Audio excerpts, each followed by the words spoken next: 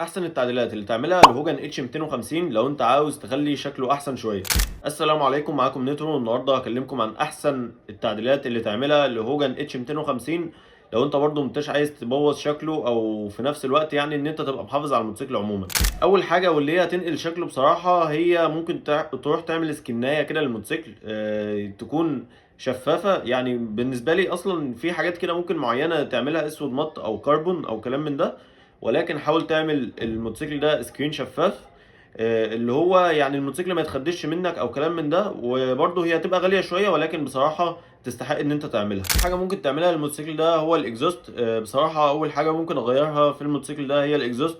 الاكزوست مش وحش، ولكن شكله ما عجبنيش قوي. ممكن اروح اجيب العلبه الاكروفيك، طبعا هي من احسن العلب اللي تركبها.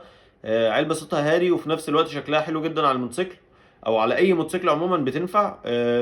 ومش غاليه قوي، ممكن تركبها وهتديك صوت كويس وهتديك برضو اداء كويس مع الموتوسيكل. تعديلها بصراحه واللي هي اول حاجه هعملها في الموتوسيكل ده هي الجادون. طبعا انا هروح اغير الجادون ده لان الجادون ده عالي، مش هيبقى مريح ظهرك. في جوادين بقى بتتباع كده بتبقى تعديل، طبعا انا اتكلمت عليها كتير. بتبقى ستريت وبتبقى فردة ظهرك كده وبتبقى عريضه شويه، بتبقى احلى على الموتوسيكل.